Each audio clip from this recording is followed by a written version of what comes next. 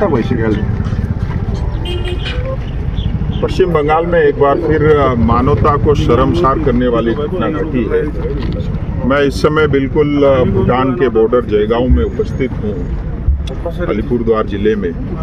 और यहाँ पे 2 किलोमीटर अंदर एक गांव में एक छोटी बच्ची जिसकी आयु 7 साल थी, घर से पहले उसको किडनैप कराया गया। फिर 3 लोगों ने बुरी तरह उनके साथ बलात्कार किया उस बच्ची के साथ, और अंततः उसको मार दिया गया, यानी उसकी मर्डर की। और ये आर्जिकर के बाद जो है दूसरी और बहुत मानवता को शर्मसार करने वाली घटना घटी है।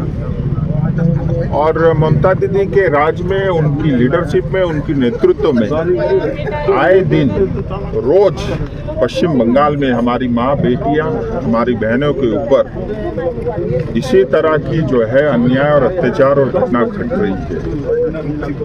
और ममता बनर्जी की सरकार पूरी तरह फेल है लॉ एंड ऑर्डर को, और साथ ही हमारी बहन बेटियां और माँ को सुरक्षा देने में।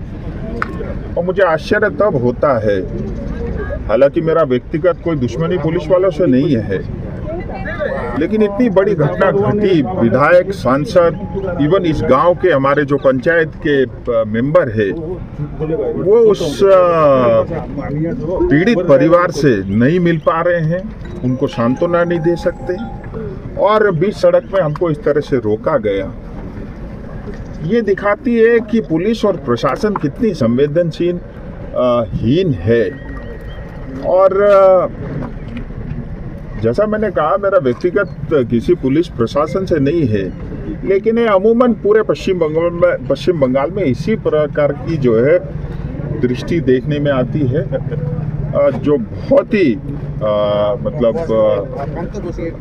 हमारे जैसे प्रतिनिधियों को बहुत निराश करती है। मैं भगवान से प्रार्थना करूंगा उस परिवार को शक्ति दे, और मैं पुलिस प्रशासन से और यहाँ की डीएम और एसपी से हाथ जोड़ के ये भी निवेदन करता हूँ कि जो 3 लोग तुरंत आपने पकड़े हैं, उनको फांसी होनी चाहिए, और इस केस में किसी तरह का लापरवाही नहीं होना चाहिए, क्योंकि इस केस के साथ मैं भी जुड़ गया। और अगर किसी तरह की लिपापोती होती है, चाहे वो पोस्टमार्टम में हो या बाद में परिवार को पैसे का लालच या डर दिखा करके इस केस को दबाने की बात होती है, तो उसके लिए पुलिस और प्रशासन जिम्मेदार होगी, यहाँ की सरकार जिम्मेदार होगी। पश्चिम बंगाल में घटनाएं रोज घटती है, लेकिन जो घटनाएं जो गिनती में आती है, ध्यान में आती है, बहुत थोड़ी आती है, बाकी सब दबा दिया जाता है। जब आप अपराध को दबाओगे तो अपराधी और पैदा होते हैं, और आज पश्चिम बंगाल में यही हो रहा है। ममता बनर्जी मुख्यमंत्री अपराधियों को बचाती है, इसलिए अपराधियों के हौसले बुलंद है, और आए दिन पश्चिम बंगाल में अपराध बढ़ रहा है।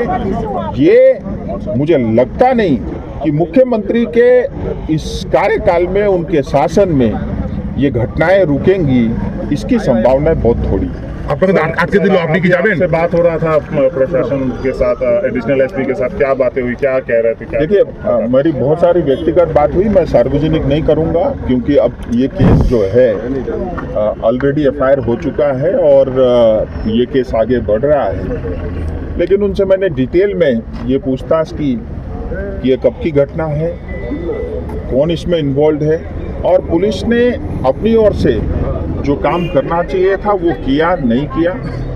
एफआईआर समय पे हुई नहीं हुई, पोस्टमार्टम किस परिवेश में हुआ, और जो सुप्रीम कोर्ट के जो जजमेंट है उसको ध्यान में रखा कि नहीं रखा, इन सब विषयों को लेकर के ध्यान में डिटेल में उनसे बात की।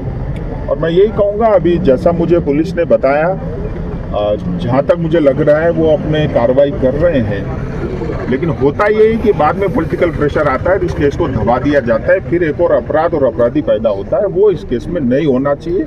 जयगांव की उस बेटी को, चाहे वो किसी भी समुदाय से है, इंसानियत के नाते, मानवता के नाते, उस पीड़ित बेटी को जो आसमान से आज हमें देख रही होगी, आप कल्पना करिए 7 साल की बेटी के साथ ये जो दुष्कर्म होता है, कल आपकी बेटी हमारी बेटी के साथ हो सकता है।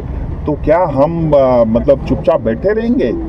तो ये जो भी हुआ है ये मानवता को शर्मसार करता है और ऐसे अपराधियों को बीच सड़क पे गोली ठोक करके मार देना चाहिए और ऐसे अपराधियों को इस समाज में बहिष्कार करना चाहिए। इस समाज में उनको जीने का कोई अधिकार नहीं है और मेरा मन करता अगर मेरी चलती तो मैं बोरी में बांध करके इस नदी में बहा देता। अभी पुलिस ने कहा है, क्योंकि पुलिस हमको यहाँ रोक रही है, आगे जाने से मना कर रही है और मैं भी नहीं चाहता कि लॉ एंड ऑर्डर सिचुएशन खराब हो और मैं कोई पॉलिटिकल स्कोर या पॉलिटिकल माइलेज के लिए यहाँ पे नहीं आया हूँ। मैं चाहता हूँ कि उस परिवार के साथ हम खड़े रहें जिससे उस परिवार को न्याय मिले। हमारा मकसद इतना ही है। पुलिस ने कहा है क्रीमेशन होने के बाद हमको जाने देंगे, हम अभी थोड़ी देर वेट करते हैं, जैसा वो कहेंगे उस